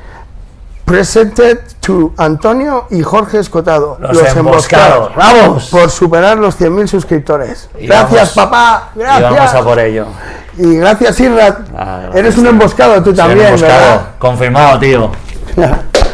Venga. Gracias por todo, tío. Nada, tío. Muchas gracias por la oportunidad. Y bueno, aquí habéis tenido a un one-to-one. Un 1-to-2, porque Antonio también está aquí con nosotros. Sí. Esto es esto es pura reinvención, pura disrupción, y esto es también una forma de darnos cuenta de que, como decía Jorge antes, que explicaba Antonio, de verdad está en ti. Está en ti, como decía, Dios y acababa está en ti. brillantemente, que también decía, ¿no? William Blake, ¿no? El hombre es Dios. Sí. De William Blake me sé unas cuantas más, ¿eh? Actuemos como tal, entra a la emboscadura, busca el trabajo de Memoralia, infórmate, si te resuena, trata de contribuir de alguna forma, quizá a través de los libros de Antonio, quizá a través de Memoralia, Comparte. de la forma que sea, apoya estos proyectos, porque de esta forma la obra, la vida, el pensamiento, la energía, la experiencia del maestro y del maestro, de Jorge también, que también está siguiendo el camino, que es muy bonito poder entrar con ese ímpetu, con esa decisión y con esa entrega y abandono a la vida de otra persona que ha producido antes esto, es inspirador, es digno de mencionar, de ensalzar y de que todos nosotros nos quedemos con el mensaje de que hay algo más grande que nosotros, ¿no? Y es todo, ¿no? Y acabo con el mensaje que le dijo Antonio a Jorge, y es: tú vas a ser yo voy a ser tú. En este momento tú eres Jorge, soy yo, eres Antonio, y todos nosotros somos tú, pero actuamos demasiado desconectados de eso, así que es momento de que... Ese yo que es un nosotros. Sí, Ese yo que es un nosotros. Y todas las cosas, es un yo que es todo el mundo y todas las cosas. Gracias por formar parte de esto. Gracias. Gracias por este rato. Una cosa más. ¡Vamos! Esto va por vosotros. Espera, el micro. De verdad era el número 1, como podéis ver aquí. Esto es ¿Se ve? un regalo personal de Florentino, ¿eh? Aquí lo veis. Pues con esto acabamos. Entra en el canal de YouTube, compártelo, deja reseñas, compártelo con alguien que le pueda servir, porque para eso estamos aquí, libre de anuncios y sobre todo para aportar. Venga. En un sábado por la tarde, en Gran Vía, aquí currando. Venga, tío, Jorge. Gracias, Venga. tío. Gracias. Que Gracias. vaya bien. Ya Seguimos. está. No pasa nada. Se ha cortado. Gracias por escuchar Disrupt Everything Podcast Series con Isra García. Te esperamos en el próximo episodio. Puedes escucharnos en cualquier plataforma de podcast o en isragarcia.es/podcast, donde encontrarás entrevistas con Seth Godin, Robin Sharma, Wim Hof, Kevin Kelly, Stephen Kotler, Yosef Ahram y grandes estoicos modernos, maestros Zen, maestros Shaolin, actores de Hollywood, sabios del Nuevo Mundo y otros muchos disruptores, además de los episodios a solas con Isra. Y el viaje continúa.